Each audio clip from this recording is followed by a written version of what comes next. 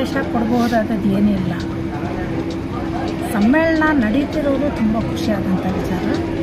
ಯಾಕೆ ಅಂತಂದರೆ ಮಹಿಳೆಯರು ಯಾವುದೇ ರೀತಿಯಲ್ಲಿ ಒಂದು ಸಂಘಟನೆ ಮಾಡೋದು, ಒಗ್ಗಟ್ಟಾಗಿ ಕೆಲಸ ಮಾಡೋದು, ನಾವು ಇದ್ದೇವಪ್ಪ ಅಂತ ಒಂದು ಸಮಾಜಕ್ಕೆ ಗೊತ್ತಾಗೋ ಹಾಗೆ ಮಾಡೋದು ತುಂಬ ಕಷ್ಟದ ವಿಚಾರ. ಅಂಥದ್ರಲ್ಲಿ ಲೇಖಕಿಯರ ಸಂಘದವರು ಈ ಒಂದು ಸಮ್ಮೇಳನವನ್ನು ಸಂಘಟಿಸೋದಕ್ಕೆ ಬಹಳನೇ ಕಷ್ಟಪಟ್ಟಿದ್ದಾರೆ. ಆದರೆ ತುಂಬ ಆರ್ಗನೈಸ್ಡಾಗಿ ತುಂಬ ಅರ್ಥಪೂರ್ಣವಾಗಿ ನಿರ್ವಹಿಸಿದ್ದಾರೆ.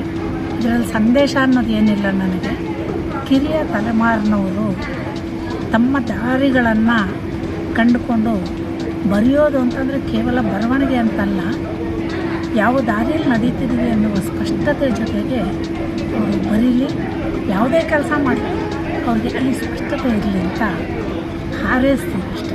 ಇದನ್ನು ಸಂದೇಶ ಅಂತೆಲ್ಲ ಕಮ್ಮಿಂಗ್ ಜನರೇಷನ್ ರೈಟರ್ಸ್ಗೆ ಏನು ಹೇಳ್ತೀರಾ ಮೇಡಮ್? ಅದನ್ನೇ ಹೇಳಿದ್ರು. ರೈಟರ್ಸ್ಗೂ ಇದೆ ಕಂಪನಿ ಒಂದು ಸೂಚನೆ ಅಂತ ನಾನು ದೊಡ್ಡ ಹೇಳೋಕ್ಕಾಗಲ್ಲ. ಯಾಕಂತಂದರೆ ಚಿಕ್ಕದ್ರಿಂದ ಬರೀತಾ ಇರೋ ಬೇಕಾದಷ್ಟು ಲೇಖಕಿಯರಿದ್ದಾರೆ. ನಾನು ಬರೆಯೋಕ್ಕೆ ಶುರು ಮಾಡಿದೆ 50 ವರ್ಷ ಶುರು. ಸೊ ಇದು ಏನು ಅಂತಂದರೆ ಜೀವನದ ಅನುಭವಗಳನ್ನು ಮಾತ್ರ ಬರೆಯೋದಲ್ಲ, ನಮ್ಮ ಬದುಕನ್ನು ಅರ್ಥ ಮಾಡ್ಕೊಳ್ಳೋಕ್ಕೆ ಹೊರಗಡೆಯಿಂದ ಕೆಲವು ಜ್ಞಾನಗಳು ನಮಗೆ ಇದೆ. ಅದರಲ್ಲಿ ಸ್ತ್ರೀವಾದ ಅನ್ನೋದು ಬಹಳ ಮುಖ್ಯವಾದ ಸೂಚನೆಗಳನ್ನು ನಮ್ಮನ್ನು ನಾವು ಅರ್ಥ ಮಾಡ್ಕೊಳ್ಳೋಕ್ಕೆ, ನಮ್ಮ ಬದುಕನ್ನು ಅರ್ಥ ಮಾಡ್ಕೊಳ್ಳೋಕ್ಕೆ ಸೂಚನೆಗಳನ್ನು ಕೊಡುತ್ತೆ. ಈ ಸೂಚನೆಗಳನ್ನು ಅರಗಿಸ್ಕೊಂಡ್ರೆ ನಾವು ಏನೇನು ಕೆಲಸ ಮಾಡಿದ್ರು, ಅದು ಬರೆಯೋದಿರ್ಬೋದು ಅಥವಾ ಬೇರೆ ಯಾವುದೇ ವಲಯದಲ್ಲಿ ಕೆಲಸ ಮಾಡ್ತಿರ್ಬೋದು ಅಥವಾ ಸಾಮಾನ್ಯ ಬದುಕನ್ನು ಬದುಕ್ತಿರ್ಬೋದು, ಇದನ್ನು ಅರ್ಥಪೂರ್ಣವಾಗಿ ಮಾಡೋದಕ್ಕೆ ಸಾಧ್ಯ ಆಗುತ್ತೆ ಅನ್ನೋದು. ಅದರಿಂದ ಯಾರ್ದೋ ಮಾಡಲಲ್ಲಿ ನಾವು ಏನೂ ಕೆಲಸ ಮಾಡಬಾರ್ದು, ನಮ್ಮ ಮಾಡಲೊಂದನ್ನು ಕಂಡುಕೊಳ್ಬೇಕು.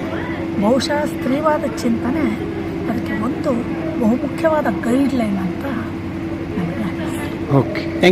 ಇಷ್ಟಪಡ್ತೇನೆ ನನ್ನ ಗ್ರಹಿಕೆಯನ್ನು ವಿಸ್ತಾರ ಮಾಡ್ಕೊಳ್ಳೋದಕ್ಕೆ ಮತ್ತೆ ಕೂಡ ಈ ಒಂದು ಗೋಷ್ಠಿ ನನಗೆ ಅಮ್ಮ, ಅಕ್ಕ, ಪತ್ನಿ, ಅಜ್ಜಿ ಇಂಥ ಏನು ಪದಗಳಿದ್ದಾವೆ, ಈ ಪದಗಳಿಲ್ಲದ ಬೈಗುಳಗಳೇ ಇಲ್ಲದತೆ ಅಂತ ಕರಿತೀವಿ, ಗೋಮಾತೆ ಆಕೆಯ ತುಟಿಗಳನ್ನು ಒಲಿಯುವ ಭಾಷೆ ಕೂಡ ಮತ್ತೊಂದು ಕಡೆ ಇದೆ. ಈ ಎರಡೂ ಸಂಚನ್ನ ದಾಟಿಕೊಂಡು ಮುಂದೆ ಈ ದಿಕ್ಕಿನಲ್ಲಿ ಈ ಗೋಷ್ಠಿ ಬೆಳಕು ಚೆಲ್ಲಬಹುದು ಅಂತ ನನ್ನ ಅನಿಸಿಕೆ. ಕಳೆದ 9 ತಿಂಗಳಿನಿಂದ ಬಾಹ್ಯಾಕಾಶದಲ್ಲಿದ್ದಂತಹ ನಮ್ಮ ಸುನೀತಾ ವಿಲಿಯಮ್ಸ್ ಅವರು ಈಗ ಇಳಿದು ಬಂದಿದ್ದಾರೆ. ಸೇಫ್ ಆಗಿ ಭೂಮಿಗೆ ಅವರು ಡೆಲಿವರಿ ಆಗಿದ್ದಾರೆ. ಬಂದಂತಹ ಸಂದರ್ಭದಲ್ಲಿ ಅವರು ಒಂದು ಮಾತನ್ನು ಹೇಳಿದ್ರು, ನಾವು ಮೇಲಕ್ಕೆ ಹೋದಷ್ಟು ಕೂಡ ಮನುಷ್ಯ ನಿರ್ಮಿತ ದೇಶದ ಎಲ್ಲ ಗಡಿಗಳು ಕಾಣೆ ಆಗ್ತವೆ, ಆದರೆ ಕೆಳಗೆ ಇಳಿದಾಗ ಮಾತ್ರ ಆ ಎಲ್ಲ ಗಡಿಗಳು ನಮಗೆ ಕಾಣ್ತವೆ ಅಂತ ಅವರು ಮಾತನ್ನ ಹೇಳಿದ್ದಾರೆ. ಒಂದು ಕಡೆ ಬಾಹ್ಯಾಕಾಶದಲ್ಲಿ ಬದುಕು ನಡೆಸಿ ಬಂದಂತಹ ಸುನೀತಾ ವಿಲಿಯಮ್ಸ್ ಇದ್ರೆ, ಮತ್ತೊಂದು ಕಡೆ ಕುಂಭಮೇಳ ನದಿಯಲ್ಲಿ ಮುಳುಗಿ ಹೇಳ್ತಾ ಇರುವ ಸಮಾಜವನ್ನು ಕೂಡ ನಾವು ಕಾಣ್ತಾ ಇದ್ದೇವೆ. ಕುಂಭಮೇಳದಲ್ಲಿ ಹೋಗಿ ಮುಳುಗಿ ಇದ್ರೆ ನಮ್ಮ ಎಲ್ಲ ಪಾಪಗಳು ಪರಿಹಾರ ಆಗ್ತವೆ ಅಂತ ಹೇಳ್ತಾರೆ ಅಂತ ನನಗಂತೂ ಗೊತ್ತಿಲ್ಲ. ಹಾಗಾದ್ರೆ ನಾವು ಪುಣ್ಯಸ್ಥಾನ ಅಲ್ಲೋಗಿನೇ ಮಾಡಬೇಕಾ? ಇಂಥದ್ದೊಂದು ಕೂಡ ಪ್ರಶ್ನೆ ನಮ್ಮ ಮುಂದೆ ಇದೆ. ಇದು ಮಹಿಳಾ ಸಮಾಜದ ಮುಂದೆ ಇರುವಂತಹ ಹೆಣ್ಣಿನ ಮೇಲೆ ನಡೆಯುವ ದೌರ್ಜನ್ಯಗಳಲ್ಲಿ ಇತ್ತೀಚೆಗೆ 3